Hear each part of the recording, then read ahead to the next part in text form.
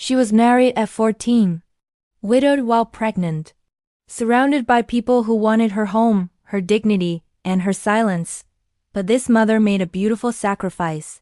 She raised her children with self-respect, educated them, and built their future, turning quiet suffering into a life so powerful that those who once blamed her now stand ashamed. She was born in a small village where poverty decided destiny and girls learned silence before strength. In that village, life was harsh and unforgiving. Girls were taught early that obedience was survival and dreams were unnecessary burdens. From childhood, her hands knew work, not toys. While other children played, she carried water from distant wells, cleaned homes, and helped her mother stitch torn clothes under weak lantern light. Summers burned her skin until it cracked. Winters froze her fingers until they bled. Still, she worked, because work was not a choice, it was survival. Her family had little food, little comfort, and no security. Education was a luxury meant for others. She managed to study only a few classes before poverty pulled her out of school. Yet even that small education planted curiosity inside her. Letters fascinated her. Numbers made sense to her. Whenever she saw something written, she tried to read it quietly, hiding her hunger for learning. At 14, her life was decided without her consent. She was married to a man 31 years older, an officer working at a fertilizer factory. To the village elders, it was a respectable match, a stable job, a man with authority. To them, her future was secured. To her, childhood ended. She left her village silently, holding fear instead of dreams. The factory town was louder, colder, and unfamiliar. She felt lost in a world that moved too fast for her. Her husband was not violent, but he was not gentle either. He believed obedience defined a good wife. Silence was respect. Adjustment was duty. Love was never discussed. Care was expected, not appreciated. She gave what was demanded because she had no choice. She learned to speak less, to endure more. But inside that silence lived determination, quiet, patient, and dangerous. Life taught her one rule early: no one survives on sympathy. By day, she managed the house perfectly. Clean floors, timely meals, no complaints. By night, when the house slept, she stitched clothes under dim light. Her eyes burned with exhaustion, but her hands never stopped. Each stitch carried hope for tomorrow. She saved every dollar, no luxury, no shortcuts. Years passed. Loneliness became familiar. Then everything collapsed. The fertilizer factory shut down, salaries stopped. Stability vanished overnight. They returned to their hometown with little money and fading hope. 2 years later, tragedy struck again. Her husband fell seriously ill. Medicines became routine. Pain stayed longer. Nights grew restless. She served him honestly, cooking, cleaning, managing medicines, staying awake beside him when pain would not let him sleep. She never complained. Then one night, he did not wake up. She was pregnant, widowed, alone. Grief had barely settled when the vultures arrived. Her husband's relatives came with rehearsed sympathy and hidden greed. Their voices were soft, but their eyes searched the house. They counted rooms, noticed savings, measured opportunities. Marriage offers followed, from her husband's brother, from relatives suggesting their sons, not for her safety, not for her dignity, but for her house, her savings, her future. She understood clearly, and she refused. That refusal changed everything. Whispers followed her wherever she went. Accusations spread quietly but quickly. Her character was questioned. People watched her closely, waiting for her to fall.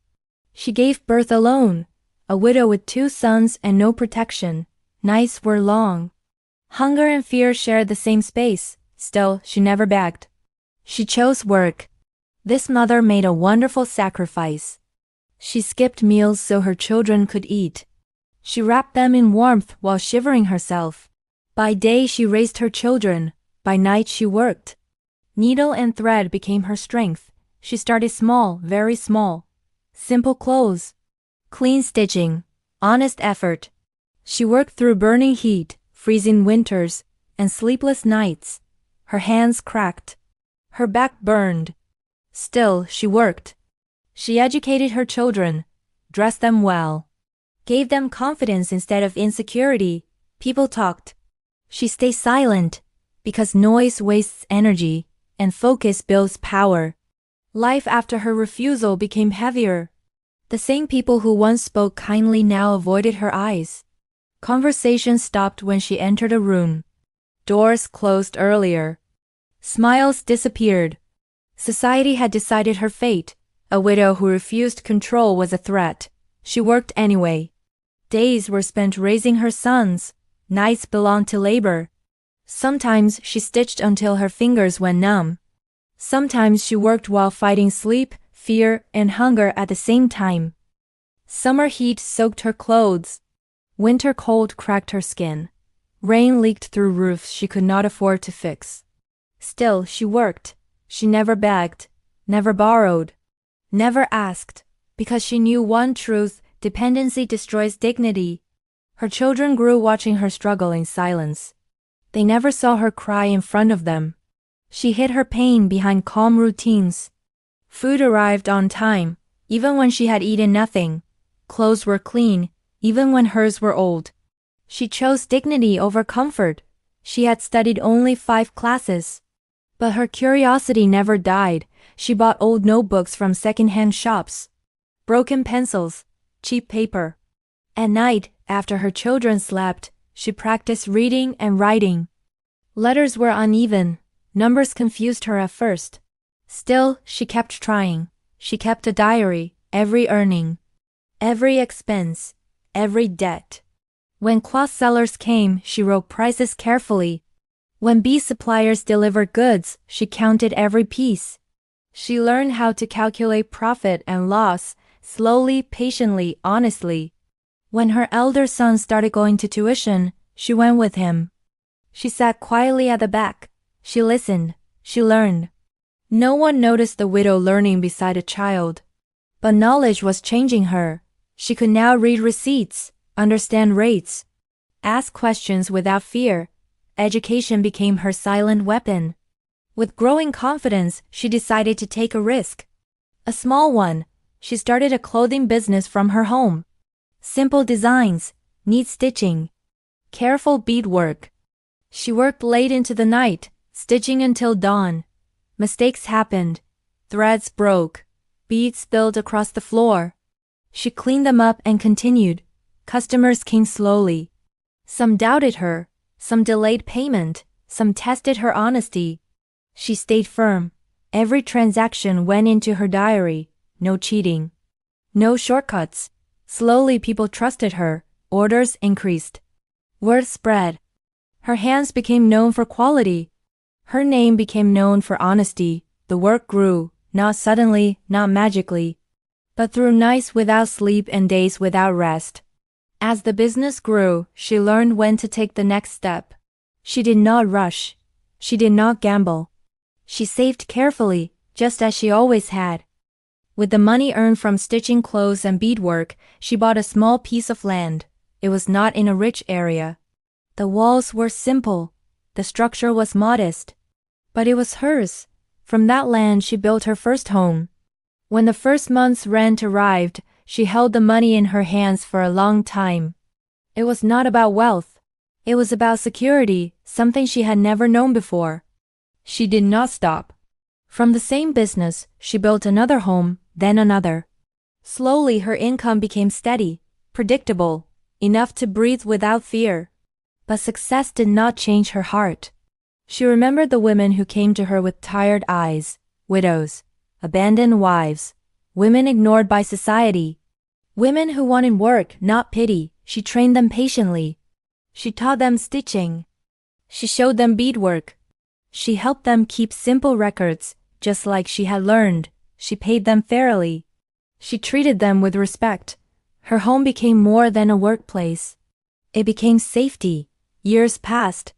Her sons grew up watching their mother work through heat, cold, and night. They saw her discipline, her silence, her strength. Education was never optional. Books came before comfort. Character came before luxury. She made sure her children studied well, even when money was tight. Fees were paid on time, uniforms were clean, confidence replaced fear. Her children learned that success was built, not given. They carried their mother's values quietly into their lives. One day, life completed the circle. The same relatives returned, especially her husband's brother and his sons. The same people who once pressured her with marriage offers, the same people who questioned her character, the same people who waited for her to fail. Now they stood in her home, silent and careful. They looked at the houses she had built, the women she employed, the sons she had raised. Their voices were low. Their eyes carried shame. She said nothing. She did not remind them of the past. She did not raise her voice. Because her life had already answered every accusation. She never remarried. Not because she was broken, but because she was complete. She never begged, never shouted, never took shortcuts. She chose patience over noise, work over complaints, growth over revenge. And that was her real victory. A self-respecting mother does not destroy her enemies. She outgrows them. True sacrifice, done with patience and honesty, always returns as dignity, success, and peace. Revenge does not always shout. Sometimes, it succeeds in silence.